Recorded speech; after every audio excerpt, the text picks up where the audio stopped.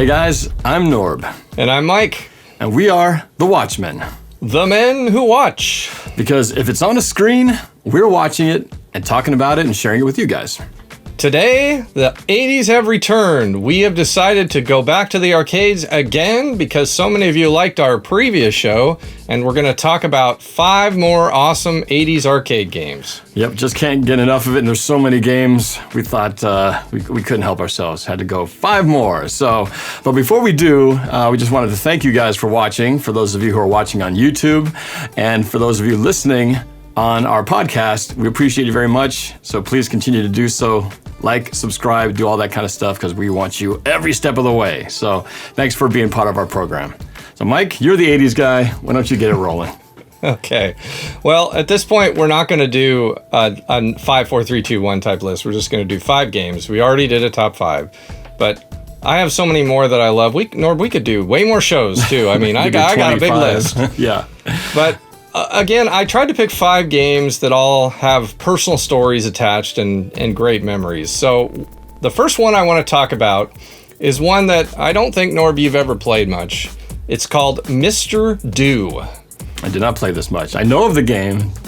What do you know about Mr. Do? Tell me what you know. Actually, I don't know anything about him. I couldn't even tell you what the point of the game was. I just remember the title, but I don't even think I've watched much gameplay. But I was very familiar with the name. That's about it. So, Mr. Do, I know you played Dig Dug. Yep. Yeah, you dig around, and then you get across an enemy, and you pump them up full of air and blow them up. That's right. Yeah. Mr. Do was kind of like Dig Dug, but it was taken to a different direction and a much better direction, I think. Mr. Do is a clown, and you play on a vertical screen, and he digs his way through the grass, I guess you could call it, and there are cherries in patterns, and if you pick up all the cherries without stopping, you get a bonus. There are bad guys. I don't actually know what they're called. They're I guess you could call them, I think some people call them unicorns, but they chase him around and obviously try to, get him. And through the process, he carries a ball. So his one weapon is a ball, and he can throw the ball and it flies around and tries to hit the guys and can protect him to keep him from digging away. The object of each level is to destroy all the guys. But there are other things that can happen. Once the guys have all spawned from the center of the screen, a treat appears, kind of like in Pac-Man. Sometimes it's waffles, sometimes it's an ice cream sundae, so it's kind of a little different. It's not just fruits. They have all kinds of fun little treats. If he eats the treat, these 4 monsters come out, followed by a dude with a letter on his chest. And the letter is either going to be the letter E, the letter X, the letter T, the letter R, or the letter A. What does that spell, Norb? I wasn't paying attention to the form to remember. Say it again. EXTRA. What does that spell? Extra. So what do you think extra means, Norb? You get an extra character. Very good. So the That's guy has one of those letters on his chest, and the monsters are making a beeline for you. So you have to act fast and hide from the monsters, but at the same time try to zap the guy with the letter with your ball. And if you zap him, then you get the letter awarded. So enough levels happen. He either comes out when you eat the treat, or he'll come out when you hit a certain score on a level. So he comes out a lot. So if you get all the letters from the dude, you get an extra man. And of course, back then, that was worth a lot, yeah. An extra man, when you're pumping a quarter in per game, that's a big deal. So that was one thing I really liked. And when you got the extra guy, a song would play, there'd be a little animation. It was really fun. But here's what made Mr. Do what I think what gives it its place in arcade history is something very special. Mr. Do is the only arcade game I have ever known where you can win a free game. Oh, yeah. Now in pinball, winning a free game is pretty typical. It's just special. Anytime in a pinball machine, if you see the word special somewhere, special always means a free game. But in arcade world, they'd give you an extra man, but they never give you a free game. That's true. So the way that would happen is the other part of the playfield, there were apples. And if you dig under an apple, kind of like in Dig Dug, if you dig under a rock, the rock could fall and smash guys. Well, if you dig under an apple, it could fall and smash guys too. But once in a long while, The apple, when it would fall and hit the ground, it would split into two parts, and a diamond would appear. Ooh. And when that diamond would appear, you'd hear this sound. And when you heard that sound, you dropped everything and made a beeline for that diamond. Okay. Because it was only going to last about 10 seconds. That was worth 25 cents right there. That's like a 25-cent prize. That's real. That's valuable right there. I So can when see that why. diamond would appear and you'd hear this sound, you would go, "Ah!" You would just go as fast as you can. And of course, sometimes the guys would get you on your way there because you tend to panic. It's because kind of like, you want that like in diamond Pac-Man, so like in Pac-Man when you eat those pellets and it's like, I gotta get as many ghosts as possible. So you kind of go crazy trying to get them all, right? But sometimes you do some crazy, dumb moves. But when Sounds you like got that. that diamond, you got 8,000 points, which was a huge amount of points, and you got a free game, and it would play a special song, and you had a credit. And that was the coolest thing ever. Wow. That is pretty cool. I didn't know that. You're right. So that's why I love Mr. Do, and to this day will always be one of the best arcade games ever made, in my opinion. Nice. Well, going to my list, some of these are probably lesser known games to some of you, but it's definitely, for me, circumstantially, I think these games represent more of sort of just the experience or the time and place of playing them that is why they're special to me. I don't even play them that much, one, because they're hard to find, but two, it's mostly just because it really was just at the time such a fun part of, growing up at that time in our life. So I will start with a game called Sinistar. Sinistar was I hunger. It was one of those spaceship flying in space type games like a Galaxians or Galaga. What was unique about it is instead of being in a form where you're just on one side and you're just shooting everything coming at you, you flew kind of everywhere. It was like an all over the place kind of game, and you had to shoot these I think asteroids, and these little things would come out you have to collect. But all the while you're waiting for the evil. I think the Sinistar thing was forming. And at some point, he formed this big, round-shaped creature with this voice sample that was pretty good, actually, a lot better than the early samples. And he would say, "I live, I hunger." And this brings me back to the Goldmine arcade that Rob and I, my buddy Rob from I've known since kindergarten, it was our routine to go down to this Goldmine arcade in SeaTac Mall, and it was usually after.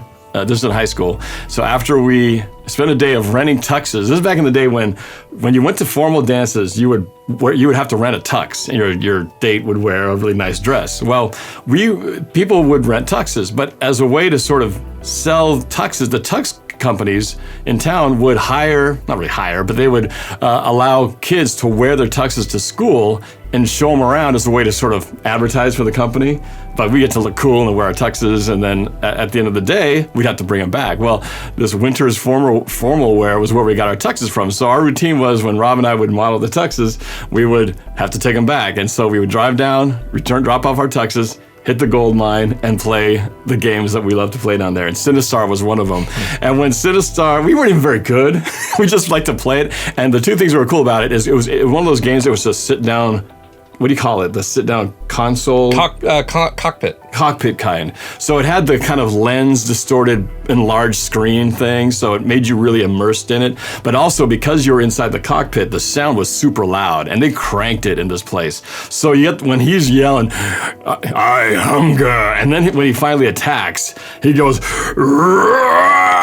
It's really loud. Like, I think I might have distorted my mic just now. And then basically you run for your life as he comes attacking towards you. But it was scary. It was creepy to have this really super loud volume of this creature coming after you, and then we try to survive. Like I said, I don't think we were very good at it. I don't even think we really knew what the ultimate objective of the game was. But we had so much fun doing it. It was so scary, and we'd squeeze inside that little cockpit, and it was so much fun. So that's why that game is on my one of my fives here. Special memories, special game, hard to find, especially in a cockpit form. So cool game though, fun game to play.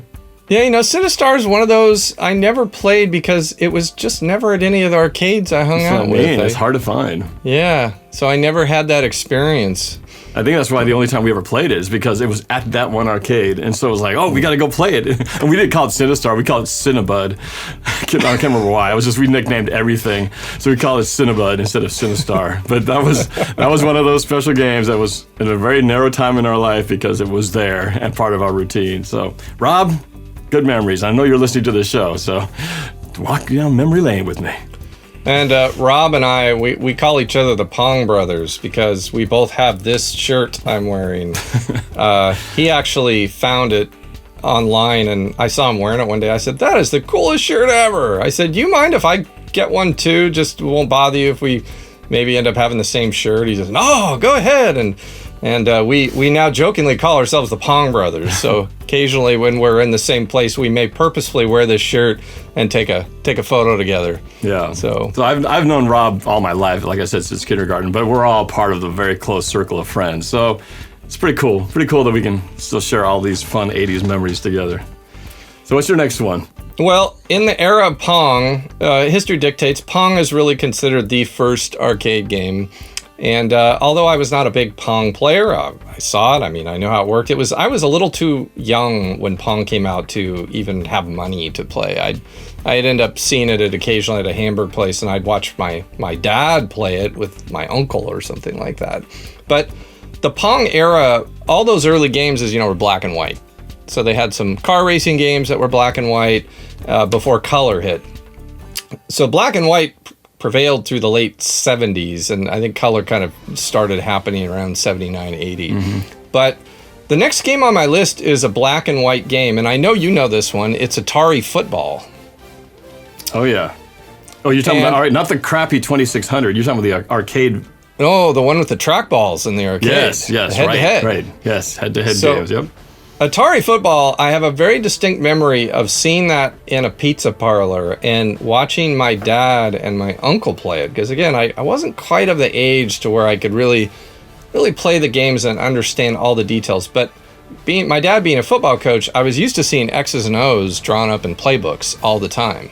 So the way Atari Football worked is you had a TV screen. It was a cocktail-shaped device, so it was flat, and you had two sides, each with a trackball. And the screen, it was X's versus O's on the playfield.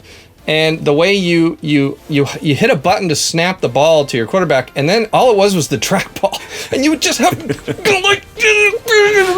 to get your guy to beat the other guy. So you got two people on each end just madly running this trackball. Very physical game.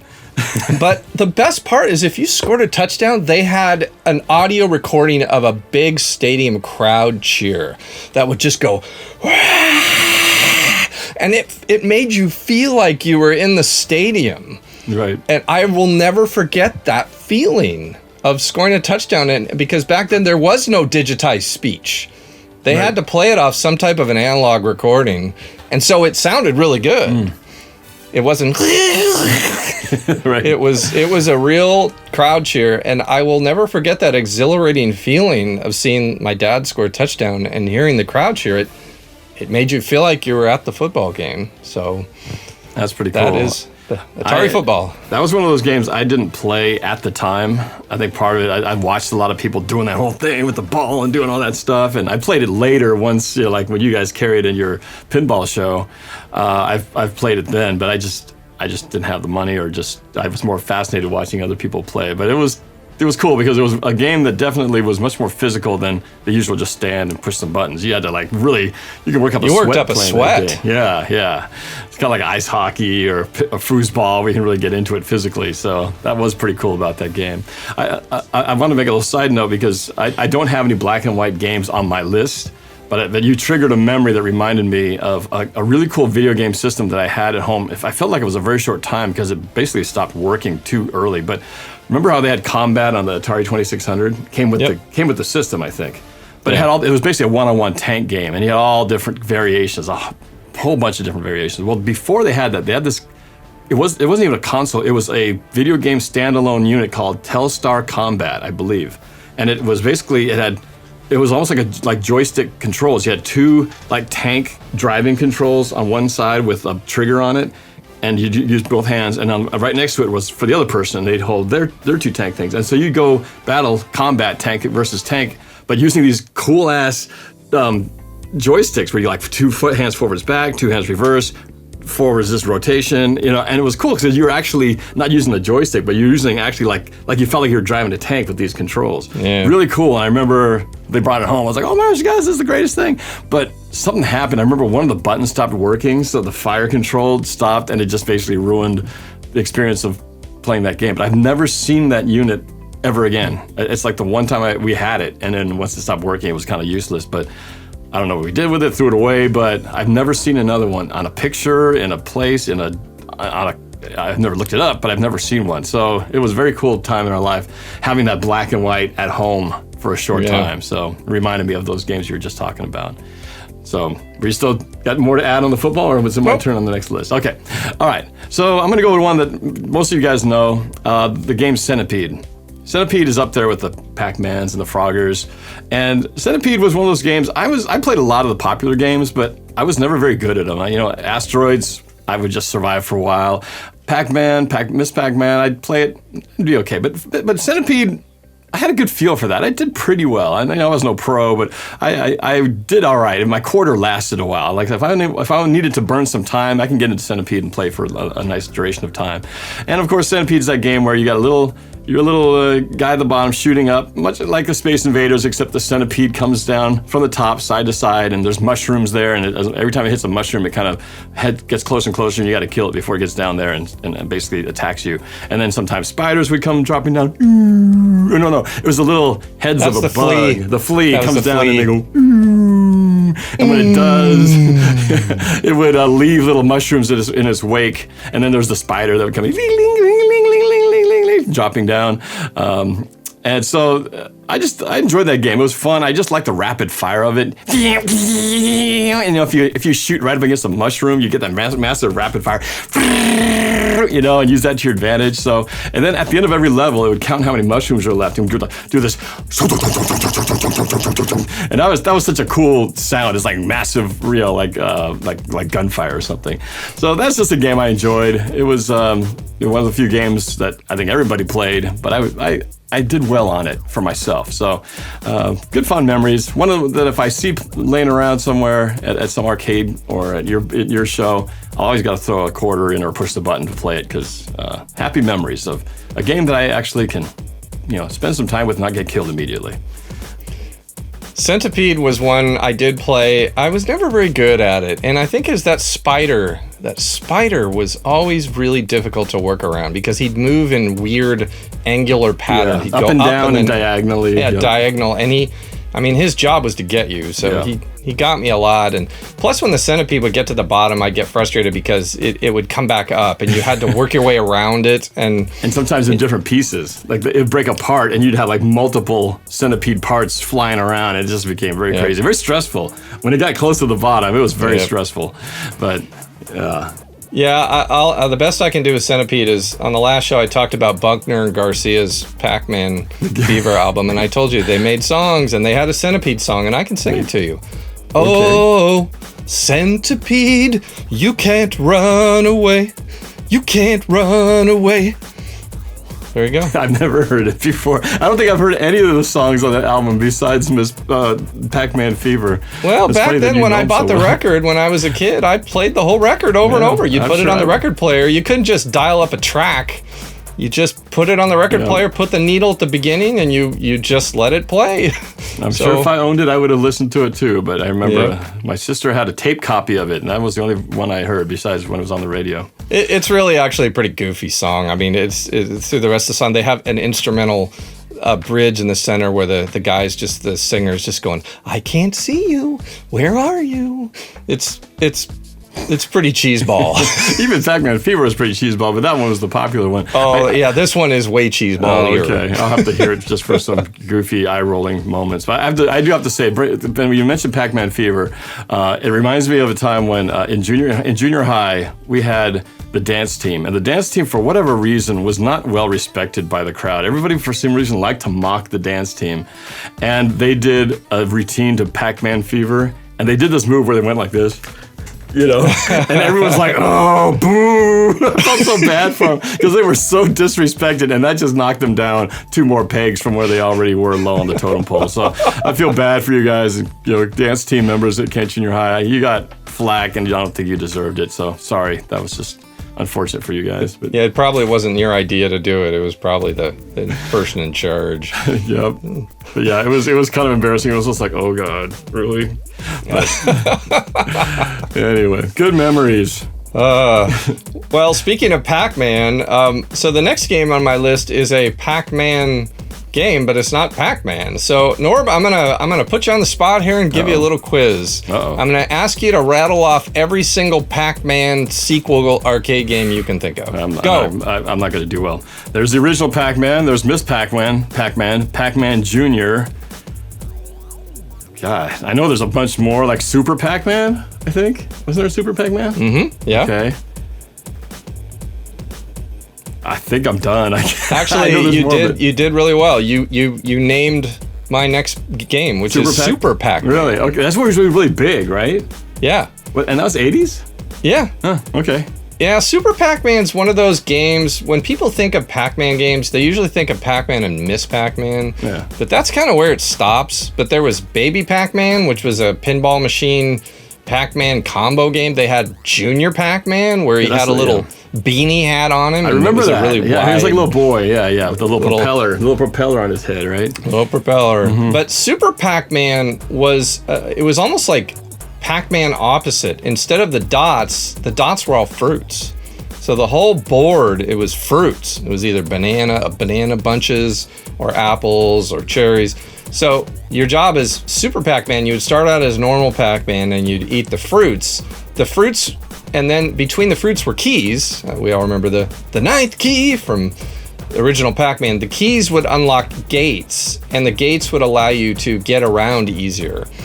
And so the ghost would still chase you as normal, but eventually you could get to either regular energizers, which would turn the ghost blue, typical Pac-Man, or you could get to the super energizers, which there were 2 of them.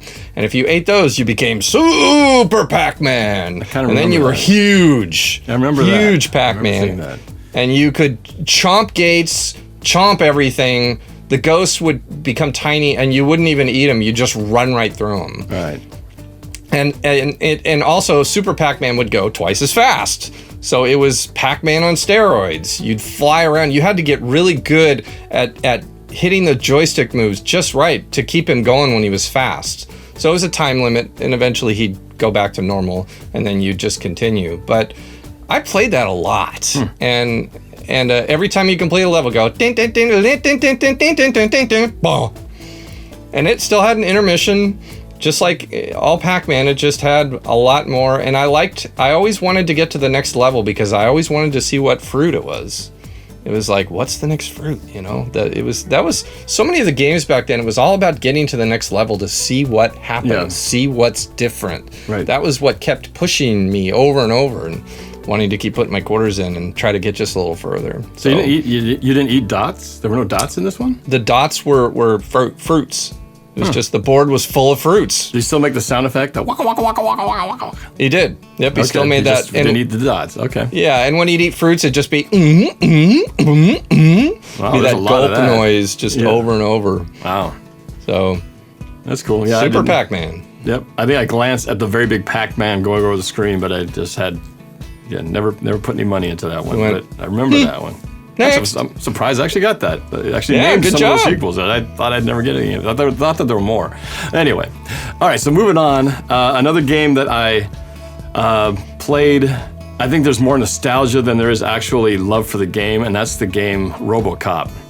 Robocop is again another one that's hard to find these days. It wasn't all over the place either at the time, but of course, you know, inspired by the film, they had the Robocop with the move. You walk like this and fire his gun. But it was the samples you were just alluding to that live on today because we still quote them. And again, I wasn't very good at the game. I think I always got killed pretty quickly, but he had very distinctive samples from his voice, the Robocop's voice. Every time he'd fire, drop it.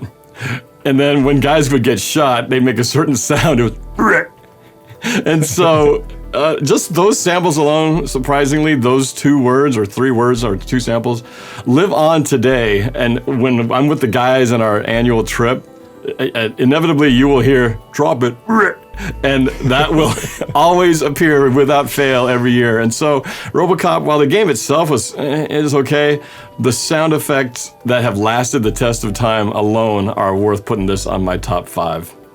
Or I should say, on my additional 5 right here. Never played that game, never saw it. It just wasn't one in the arcade I ever came across. It was kind of tough but I to loved find. learning the sounds from you guys. Yep. Good memories, good sound memories. So my next game is from the Mario line. I know last time I talked about Donkey Kong, but actually I'd say I played this even more than Donkey Kong. And this game was called Mario Brothers. You remember Mario Brothers? Kickoff went upside down. Kickoff upside down. Yes, I played this. I think I actually played this more on the supercomputer, which was essentially what became the Nintendo NES. But before it became that, I played this they released it in Japan called the Family Computer. And I remember telling my friends, Rob, at home, there's a really awesome thing with great graphics. Looks like the real arcade game. It's called the Family Computer. And you didn't know what I was talking about because it was only released in Japan. And then they came out with the Nintendo. But I played a lot of this game on that system. Never in the arcade. Well, maybe a couple times in the arcade, but a lot on this system. But yes, I remember that one with the 2 plumbers running around. Yeah, and Mario Brothers was the first game where you got to meet Mario's famous brother Luigi, who we all know now. What's funny is, since I was younger and didn't have all my pronunciations figured out, I thought his name was Lugi. Right. And Lugi was another term for a spitball. Yeah. Yep, That's Hawk a Lugi. So I thought it was Mario and Lugi. It wasn't until years later and someone said Luigi, and I thought, oh, Luigi, okay. I thought it was Lugi. But the way Mario Brothers worked is you have a playing field of various platforms, and it's about kicking the pests off the platforms. Basically, Mario and Luigi are living in the sewers. I wouldn't say living, I guess they're ridding the sewers of pests. So the pests come through pipes. You end up with turtles, crabs, fireflies, and eventually then it turns into ice, little ice things with faces on them that ice up the platforms.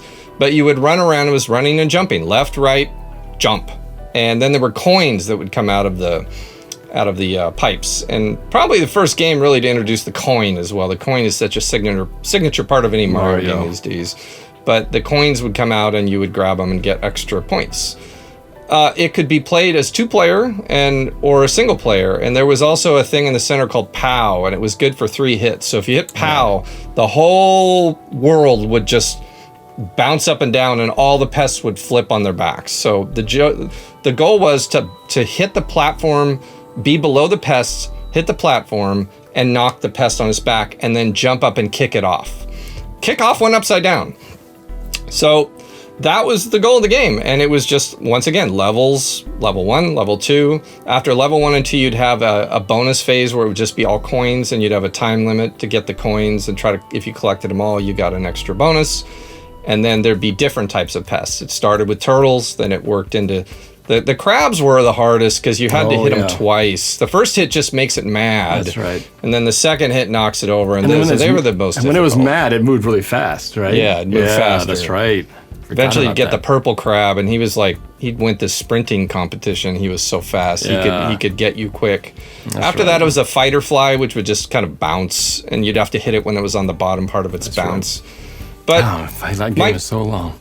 My great memory of that game is that was in our pizza parlor in Sela called Bruno's Pizza, and I had a friendly competition going on between me, who was a freshman in high school, and a senior in high school. His name is Leon, and his initials were LJM. My initials were MVL, and if you got a high score, you put your initials up. And we had this friendly competition. We rarely ran into each other in the pizza parlor, but we would try to one-up each other's score. And so I'd come in there and I'd see LJM, and I would work hard and I'd beat it, put my initials up.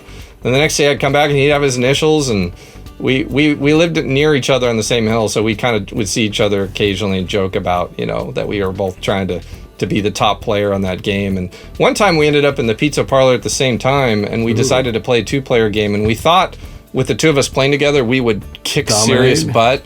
And what's funny is we couldn't. We actually did worse. It was weird. Because we were both just used to the single player. Right. You have to work as a team. You guys were You had to work as a team and share the board. And it just, sharing the board in that game is not easy because you could bounce the other guy to death. Somebody. Yeah, right. So the other fun little story I'll share about Mario Brothers is on the Nintendo Switch, which is a current console game choice. Many of you, I'm sure, know what that is. They released Classic Mario Brothers, where they basically ported the game to the Switch, and you could buy it for, I believe it's about $5. And when they first released it, I picked it up immediately and started playing it. But what's neat is they integrated a high score challenge where you would have about 5 minutes to just get as many points as you could. And once the 5-minute timer runs out, whatever score you've got, that's it. And it would get posted on an online board. And so when the game first came out, I really worked at it. And I tried to see how much I could do in 5 minutes. And I got ranked number 9 in the entire world. Whoa. You get a picture of it to prove it? So I went up and told my wife, I said, hey, I'm number 9 in the world on Mario Brothers right now on the Switch. And she looked at me, she said, really? You? And she's looking at me like, but you're never in the top 10 of anything. And I remember the degrading feeling. It was like, she just didn't believe that I could do something great. You're not in the top 10 of anything. So how did you respond? I right away said, boy, thanks a lot. I said, my number 1 fan is looking at me like, what, you? And of course, then she says, no, I didn't mean it like that. I'm like, oh, you meant it like that. I know you were just shocked when I said I'm number 9 in the world. You're just thinking, how can you be number 9 in the world in anything? That's reserved for the elite. You know, the people that train their whole lives. Yeah, right. So I was number 9 in the world when there were probably, I would say, maybe 5,000 people playing the game. But you don't have any picture proof, anything to prove that it happened? Or do we have to just take your word for it? I guess I should have taken a picture. I guess I wasn't thinking I had to prove it to anyone. I was really just doing it for myself. That's and funny. I told my wife. So, but since then I got knocked off. As time went on, more players joined the game, and they got really. Some people, I don't know how they got the scores. I don't know how they got the scores that were so high in that 5-minute run. I tried all these tricks. I tried things I'd never done before to just bank points fast, and I had a few runs where I did really, really good, but. Yeah, eventually I lost my number 9 ranking and got kicked down. But for a while, I was one of the top 10 players in the world. In the world. Well, you can add that to your obituary someday. And that's my point right there is, who cares? I care. I love the reaction, though, from Cynthia. Just the fact that, what? You? Yep. Not top 10 of anything. Yep. You know, Instead it's kind of like you're hoping for the reaction, like, that's great, honey, congratulations. Like, what, you? It's we've had other moments in our life like that where you look for someone for encouragement, and instead they go, whoa. Mike's talking. Well, no, that's a story for another day. All right, we'll talk about it another time. I do have to bring up. You've mentioned about the instructions, so I know you didn't think about it at the time, but I don't know how we got into the subject. But we were talking about Mario Brothers, and when the game's not playing and the arcade game is just sitting idle, it'll run through its little demo stuff and it'll have a little quick instructions showing you what to do. And then it shows a little action of Mario hitting the thing, and the turtle ends up in a shell, and then the words "kick off while upside down" comes up, and it's like, okay, yeah, I get it. But I told Mike that one fateful day, I said, you can tell it was a Japanese company that designed this game. It was English. It was English. I said, because look how they wrote it. It's not in a nice kick off the turtles when upside down. It said, kick off while upside down. Well, it really should have been kick it off when it's upside down. That would be correct English, but instead it said kick off when upside down. But when you say it like that, kick off while upside down, it totally sounds like, okay, I get it. The Japanese company made this. It totally is right. So, good stuff. Okay, I'm going to go to my number 2 now. And this is another game that you probably don't find very often, but it's a game called Super Cobra. You remember Super Cobra? Of course. Okay. That's I played a lot of Scramble. Similar, yes. That's the other. Super Cobra was the helicopter. And I don't remember if one came first or if they were just distant cousins of each other, but it's basically the same game. It's one of those games where the camera's constantly panning from left to right, and you're in a helicopter, and you basically move up and down, and you can move a little bit forward, but for the most part, you're moving with the background, and you have to navigate chasms and things while things from below are trying to shoot at you. You're trying to launch bombs to blow it up, and try to get as far so you can rescue the people at the very end of the path. And you try to do the next level and the next level. Well, the reason this game is special for me was it was one of the few games that I only played with another person, even though it was a one-player game. Our buddy, who we lovingly referred to as Whim Whim or Whimskin, back in the days in junior high when we were doing summer practices for football or weight training for football, across from our school there was a little family drive-in and had I think it was one game in there. It's a place, a little joint where you get burgers and stuff, but and one arcade game, and that was Super Cobra. So we'd always get there early. We'd go across the street to the drive-in and we'd play this game. And I think how we did it, I want to say that I think I flew it and Jim fired. So I would just focus on flying the plane, making sure I didn't crash into the rocks or anything, and Jim would fire either guns or missiles. And we were a good team. We got pretty far in that game, multiple levels, and it became every day we'd have to show up for workouts. We'd try to get further and further on that 1 or 2 quarters that we brought with us. And that's my memory of it. I've never played that game by myself. At least I don't recall ever doing it, because the only times I played it was, I think, when I played with Jim during those summers in before 8th grade football. And so, or maybe it was 9th grade. I can't remember which year it was, but it was a great summer memory, and a game that outside of that I don't think I really ever played, but we played it a lot in that one location as a 2-player game. 2 players playing a 1-player game. So happy memories, Jim. If you're listening, I don't know if you are. Whimskin, Skinner, good memories of back in the day at Kent Junior High.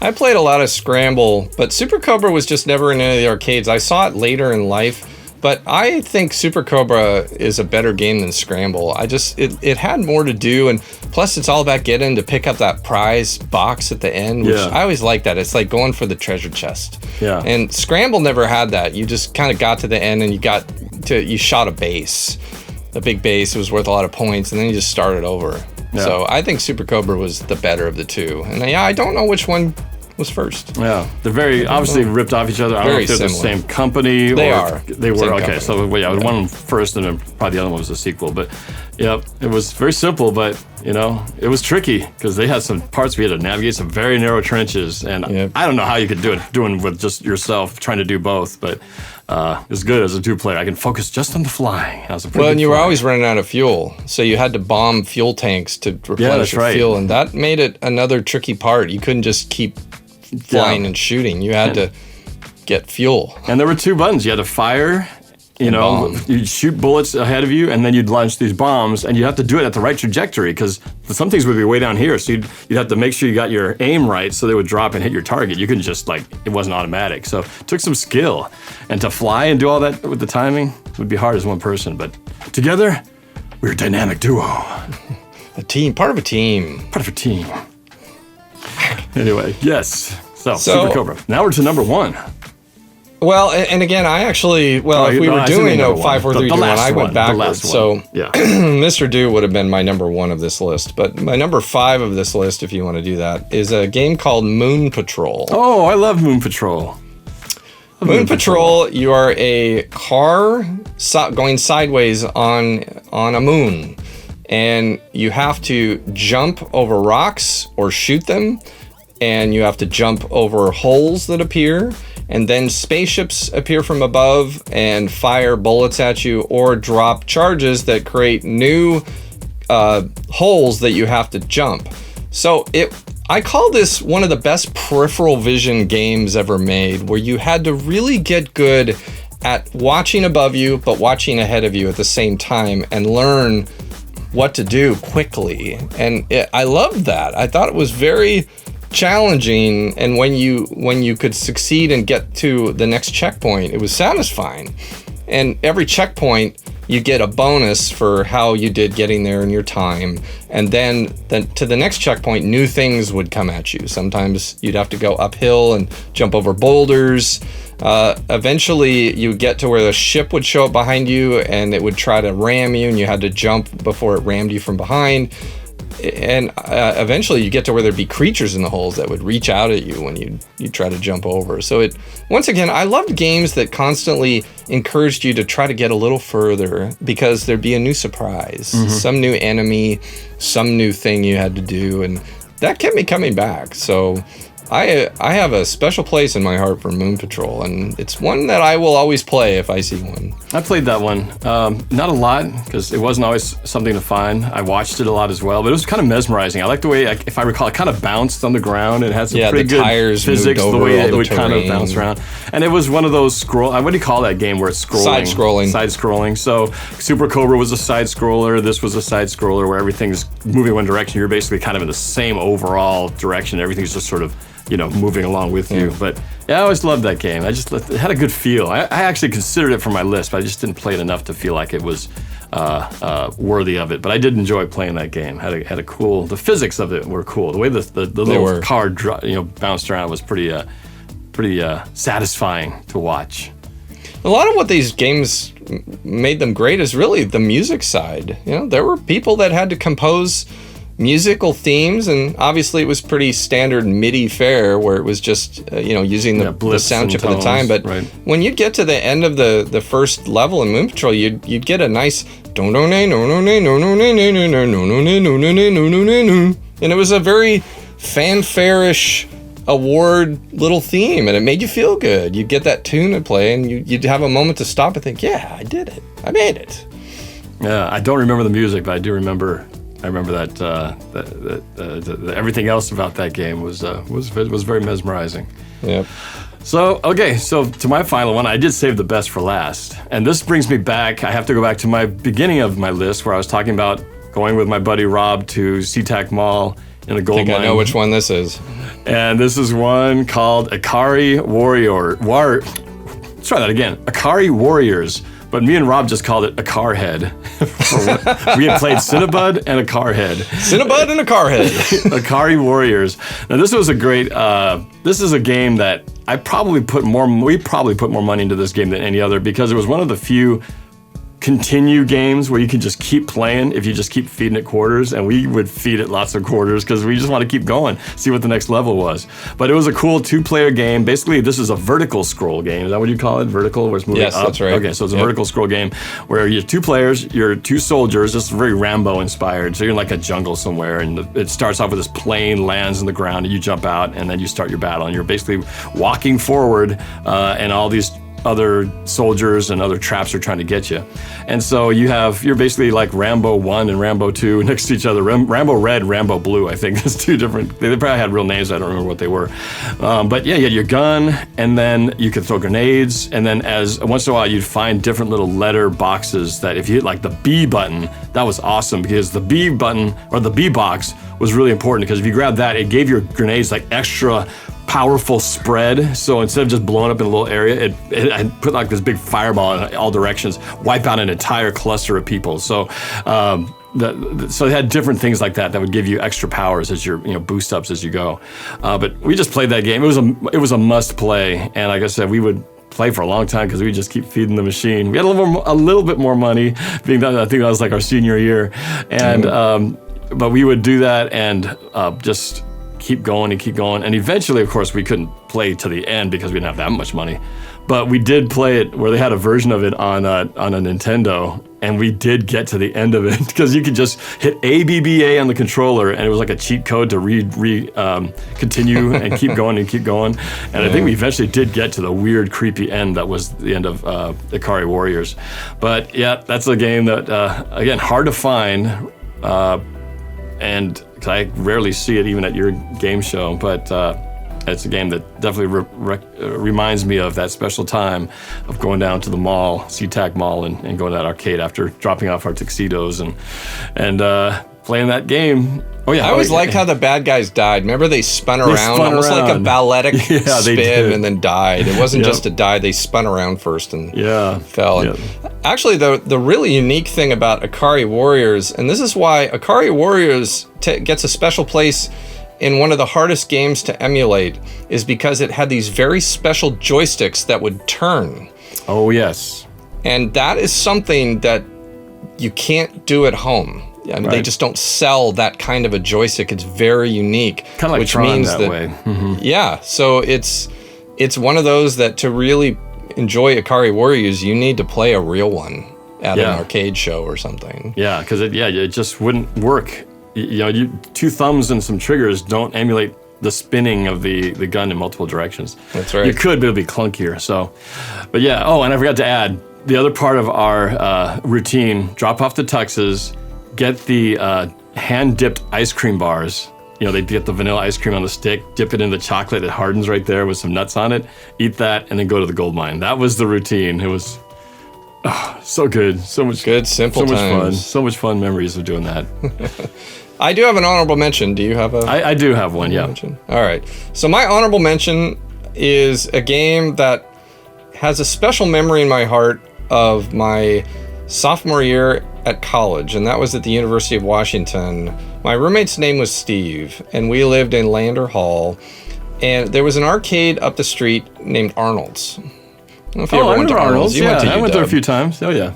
So Steve and I, and this is the why this memory is special, is that I really never liked fighting games. I mean, Right. they had lots of them over the years where it was about fighting and kicking against an opponent, and I just never was into them. I preferred Pac-Man or space shooters, just Donkey Kong type stuff. I just didn't care for fighting games. A lot of people did, but Steve and I, for some reason, started playing Double Dragon 2.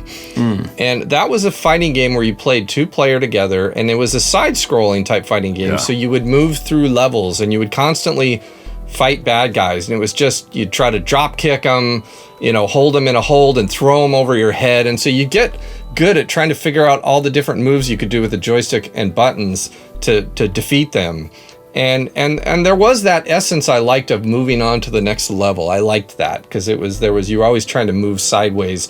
And you'd have boss battles that would show up where a guy would show, and this one guy, I remember he'd come out and he'd go and he'd grab you and he'd just hold you and you could do nothing. So he'd go and he'd just pummel you. And if he got you in that grip, there's nothing you could do. It's like take a bite of popcorn and wait for him to finish. And then once he finally let loose, you could try to regroup and hit him again. But it was those certain sounds. But Steve and I we'd be studying in our room, and I remember we'd have our backs to each other because in our room you'd sit at your desk, and I remember I'd turn to him, I said, "Hey Steve, want to go to Arnold's, play some Double Dragon?" He'd say, "Yeah." We'd just forget our homework and head to Arnold's, and we'd play Double Dragon 2. And we, that had to continue. So you could put another quarter in and continue. And we would continue quite a bit. And I remember it was really sad because we got so far in the game where it got so hard, you died within 5 seconds. Oh my gosh. And you had to pump another quarter in, and we just quit. Remember, we quit. We were like, we can't afford this. And it was dejected. We were dejected. It was sad. We never completed the game. And so about 10 years ago, Steve was in town, and I have an emulated arcade machine, and I got Double Dragon 2, and I said, "Steve, you and I need to finish a task that we never did." And we didn't have to put quarters in, and we played it all the way to the end. That's and awesome. Felt like we closed a book that had been open for many years. And bucket list item completed. Yep. That's pretty awesome. So That's kind of reminds me of Akari Warrior's memory, because we could never get to the end of it in the arcade, but thanks to the home consoles, we were able to pull it off.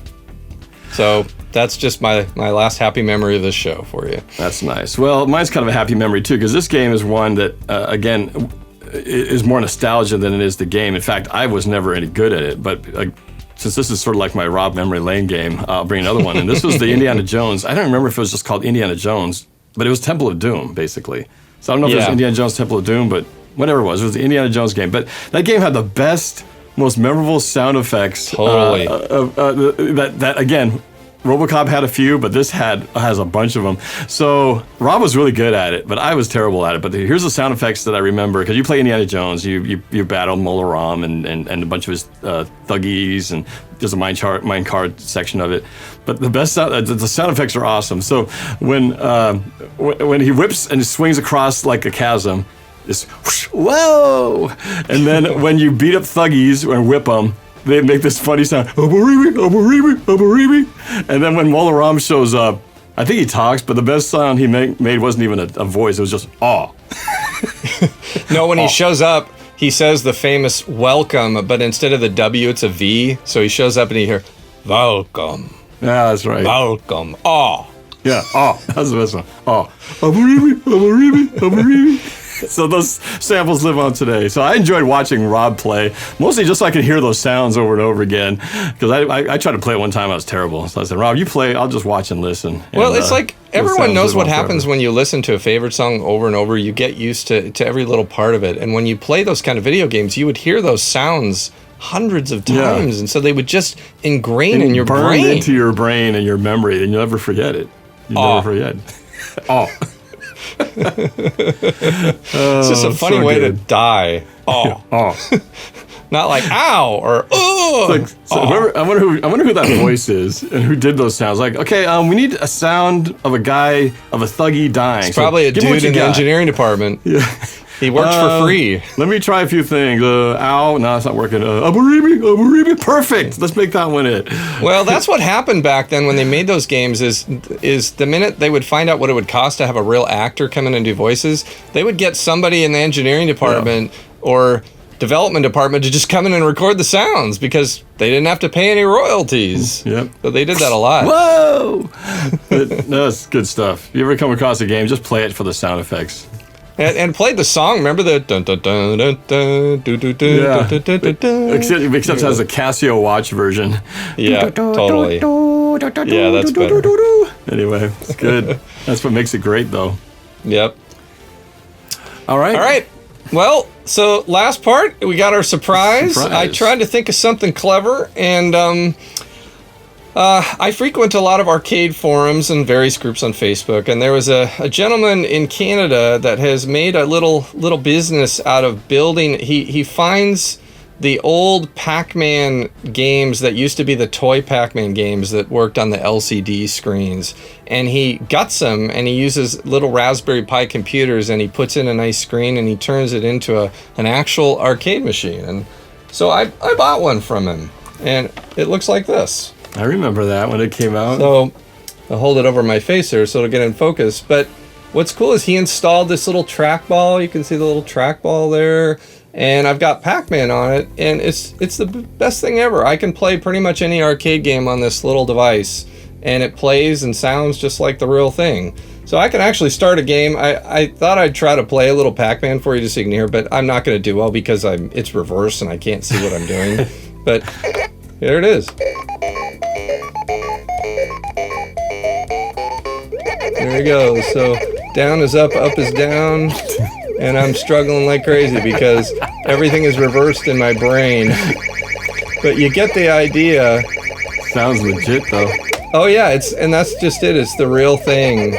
Oh, there I die. That's cool. So that's the little surprise of the show. Didn't they release that back in the day? I remember they came out with mini console things, or in the 80s when the games were still popular. But of course, the image wasn't like they are now with the nice. Well, that LCD. was it. The ones they had way back there, they were like these really cheap, like the calculator. Oh, sure. Quality stuff. So they had little cabinets that were cool, but the games play was horrible and the sound was terrible. But what's nice about this is that it actually plays and sounds just like the real thing on a just super tiny little screen. That's pretty cool. Like the Tempest one I've got. I should brought that out and showed you guys. But yeah, the Tempest is just like that. Plays if like we do thing. Another one, I'll have to break out my Tempest. Have that be the end surprise. Yeah. All right. That's pretty cool. All right. Well, that wraps up this show. 5 more awesome 80s arcade games.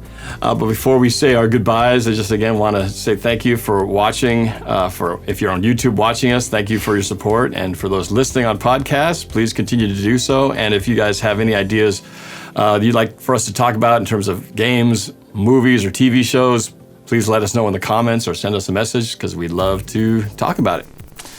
I'm Norb. And I'm Mike. And we are The Watchmen. Thanks for watching, and we will see you next time. Thanks for watching The Watchmen. Please click on here to watch other episodes, and be sure to hit that like button too. And please subscribe and hit that notification bell. That way you'll always be alerted to any future episodes. It really helps us out, and we appreciate it. We'll see you next time. And remember, we'll be watching.